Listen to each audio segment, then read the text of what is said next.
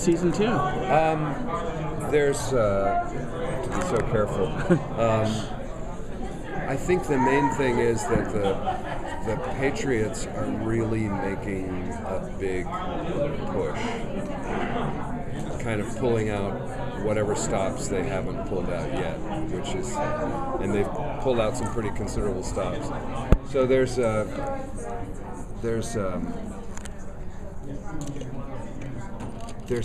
tremendous amount of running and escaping from situations. I'm choosing my words carefully because you have to be so careful not to give the wrong thing away. But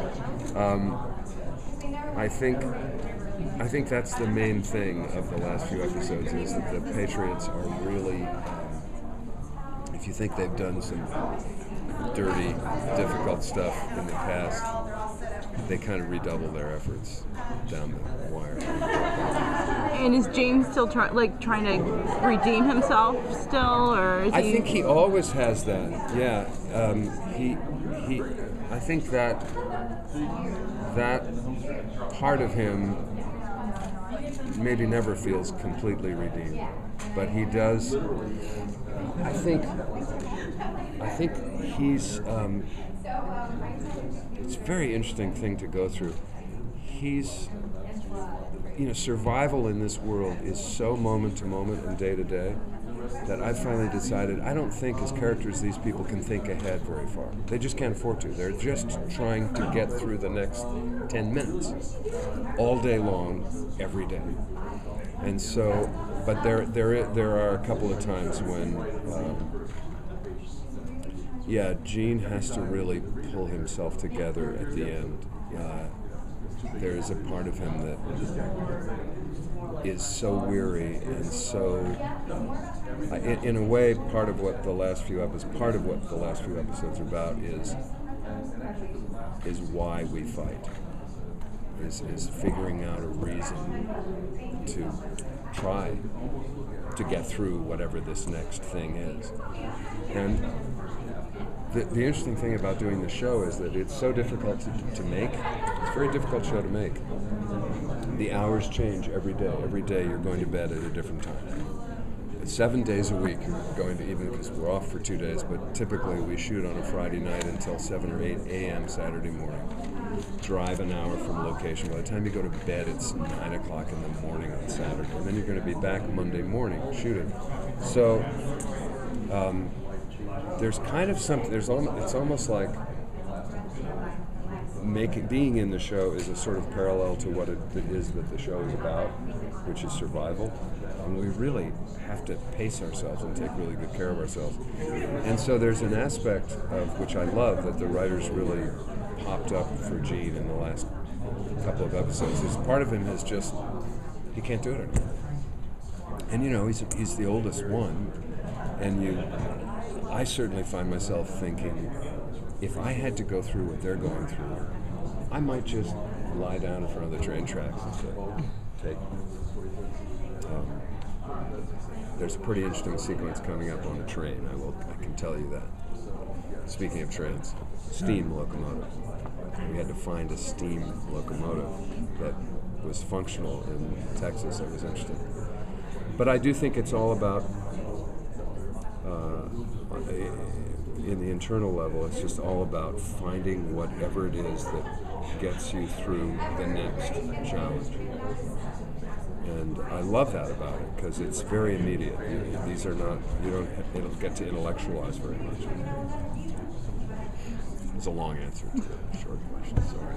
Shooting in Texas, does that give doing the show a different feel for you, being so far away? Well, I wasn't on it last year, but I think it was, from what I see, just perfect. We were centered in Austin, but we almost always shot somewhere within about an hour of Austin, which in Texas, it's very different from California. An hour out of, our locations were typically 45, 55 miles out of Austin. You can get there in 1 hour in Texas, because the speed limits are routinely 75 and 80. First time I saw an 85 mile an hour speed limit, I thought it was a graffiti. I thought, oh, they're kidding. It's really 65. And then I saw another one and it was 85. and I was doing 82, and I was under the limits.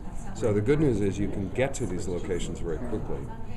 But Texas is full of towns that without a lot of work look like maybe the power went out 15 years ago. I mean, not completely, but we shot the town that was one of the main exteriors for Willoughby.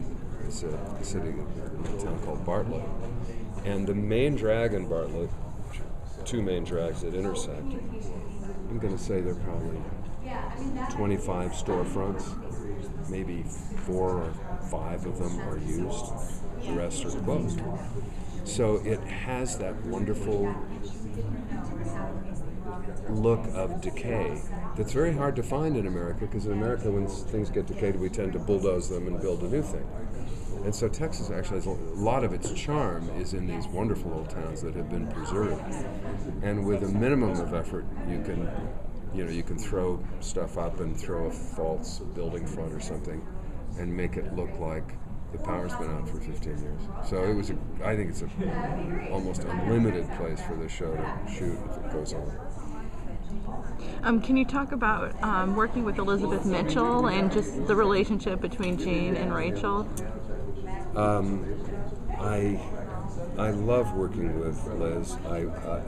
I'm fond of saying that before I met her, being familiar with her work, I figured I was going to be in for meeting one of the most intense, self-serious people. I just expected this very dark. And in fact, Liz is, I can hear her now, she's the goofiest person on the set. She talks right and jokes and laughs right up until the clapper has gone down saying, scene 32, take 4, thing. And she's still yakking away and talking, and then she drops all of that in a, forgive the term, nanosecond, and is suddenly in this, is Rachel. And I don't know how she does it. Actors' processes are amazing to me. But I think, she's chosen in a way we all have to. Fit outwardly, she doesn't seem to change that much. She's in a kind of, all these characters are in a way, they're in a sort of grim area. But within that area, she's got 8 billion colors. She's very alive. She's always giving you stuff. I love working with her. She will, she did something to me in a scene that we have in the last episode that was a particularly hard scene for me.